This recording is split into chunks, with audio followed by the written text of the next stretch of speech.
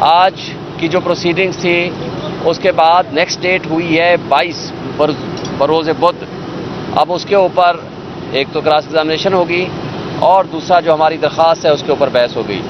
आज जज साहब ने इस बात का और प्रोसिक्यूशन ने इस बात को एडमिट किया कि ये जो आउट ऑफ टर्न हम केस को चला रहे हैं, सीनियरिटी को बरकरार नहीं रख रहे, जबकि साल से बाकी रेफरेंसेस पड़े हुए हैं, तो उनकी बारी पहले आनी चाहिए थी। इसलिए कि हमने उनको ये रिक्वेस्ट की है और उन्हें उसको एक्सेप्ट कर लिया है। हम उम्मीद करते हैं कि केसेस की तरतीब उस सीनियरिटी के मुताबिक होगी जिस तरह रेफरेंसेस इनके पास आए हैं, और ताकि उसके मुताबिक वो चलाया जाए।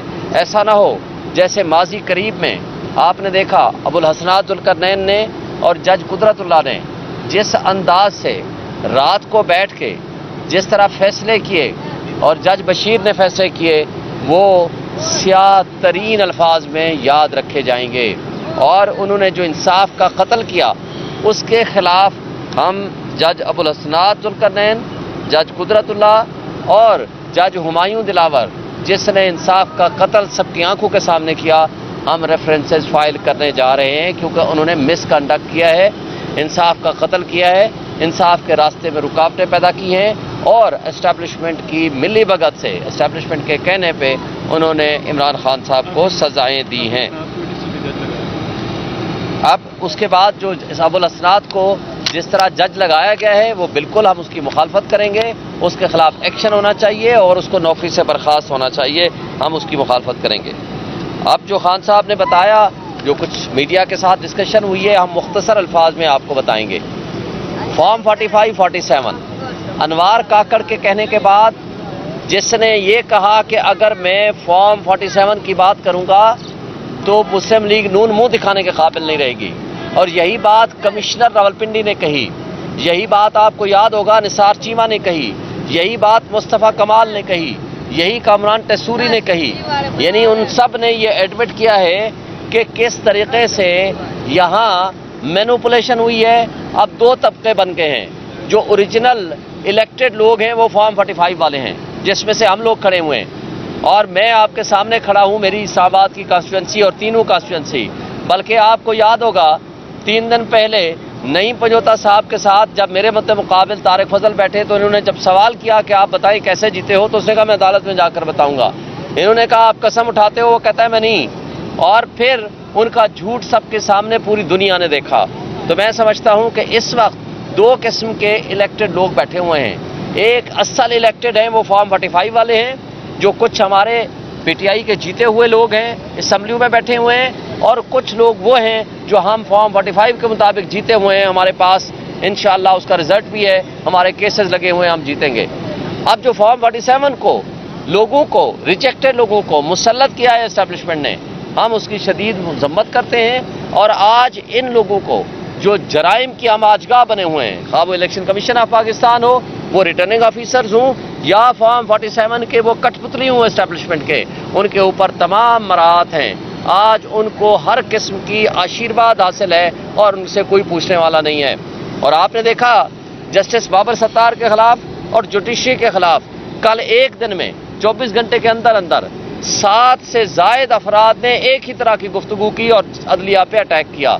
मकसद क्या था कि जो इस वक्त आज़ाद अदलिया स्टैंड कर रही है, उनको एस्टैब्लिशमेंट के कहने पे एक कठपुतलियों के ज़रिए उनको प्रेशराइज किया जाए, इंसाफ के रास्ते में रुकावट पैदा की जाए और उनके लिए मुश्किलात पैदा की जाएं, ताकि ये उनकी ख्वाहिशात के मुताबिक वो फैसले करें। आज आपको पता है इस सुप्रीम कोर्ट में न सिर्फ इस्लामाबाद के वो मुअज़्ज़ज़ 6 जज साहिबान, बल्कि तमाम हाई कोर्ट्स ने और लोअर जुडिशरी ने लिख के दिया है कि जनाब अदलिया में मुदाखलत हो रही है, इंसाफ के रास्ते में रुकावटें पैदा की जा रही हैं, और जब हम उनके अहकामात को या उनकी इंस्ट्रक्शंस को तस्लीम न करें तो हमें ज़िंदगी से मारने की धमकियां दी जाती हैं। ये जजेस ने लिख के दिया है सुप्रीम कोर्ट ऑफ पाकिस्तान में।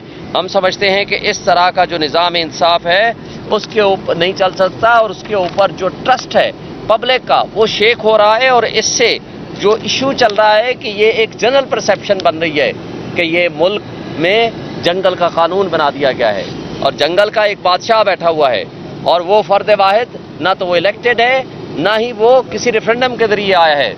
उसके अहकामात चलते हैं और नीचे इंसाफ के रास्ते में, कानून की हुक्मरानी में, आइन की बालादस्ती में और जमहूरियत को सही मानों में पनपने में वो रुकावट पैदा करते हैं, जिससे हम ये समझते हैं कि पाकिस्तान में आज जो इन्वेस्टमेंट का इशू है वो क्यों नहीं आ रही।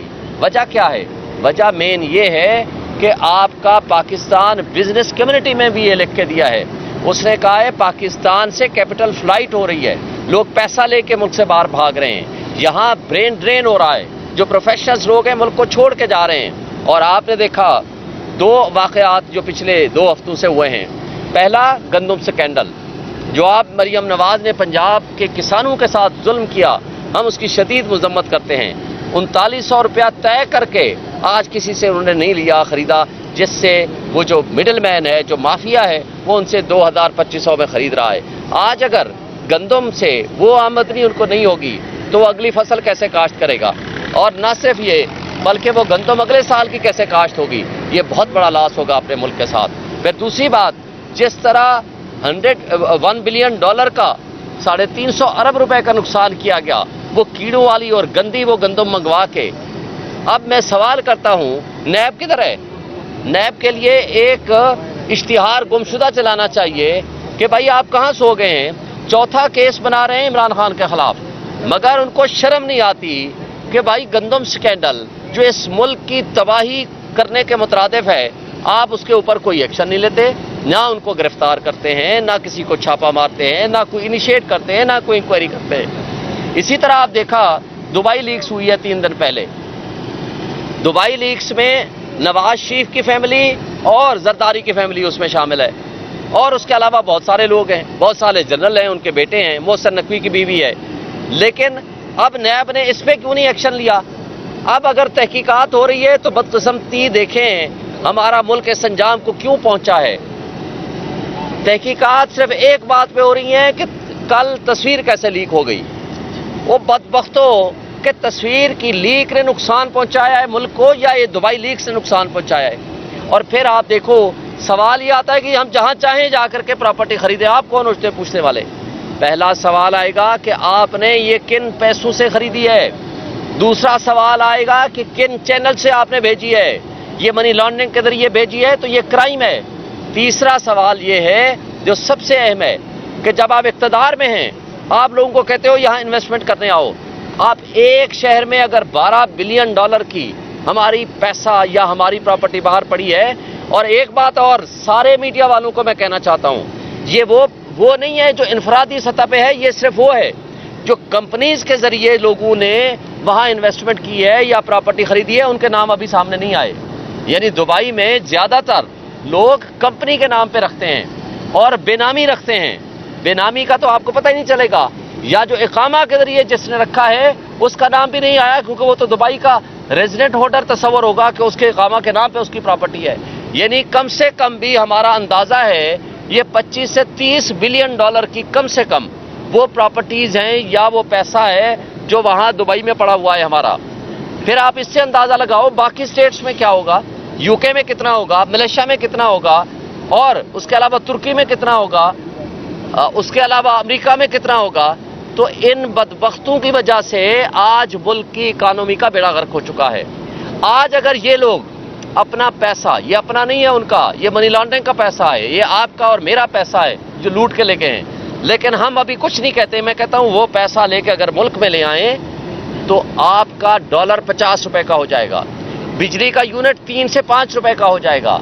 आप $1 बिलियन के पीछे पूरा मुल्क आपने मकरूज करके रखा हुआ है, और उसके बदले में आप इतने $बिलियन उठा के मुल्क से बाहर बैठ के खड़े हैं। और फिर सबसे अहम सवाल ये पैदा होता है, जब आप ये कहते हो कि आप इन्वेस्टमेंट यहाँ ले आओ, तो आपसे सवाल किया जाएगा कि आप अपनी इन्वेस्टमेंट अपने मुल्क में क्यों नहीं लाते। जब आप अपनी इन्वेस्टमेंट अपने मुल्क में नहीं लाते तो फिर बाहर का इन्वेस्टर या हमारा ओवरसीज आपके ऊपर कैसे ट्रस्ट करेगा। और ये ट्रस्ट के लिए ज़रूरी है कि आप यहाँ कानून की हुक्मरानी दें, इंसाफ का निज़ाम दें, निज़ाम को दुरुस्त करें, हुकूमत उनके हवाले करें जिनको जमहूर ने फैसला किया है। जमहूरियत का मतलब है यानी हक के हुक्मरानी अवाम का है, और अवाम ने जो फैसला कर दिया उसको तस्लीम करें, तभी आपका मुल्क आगे चलेगा।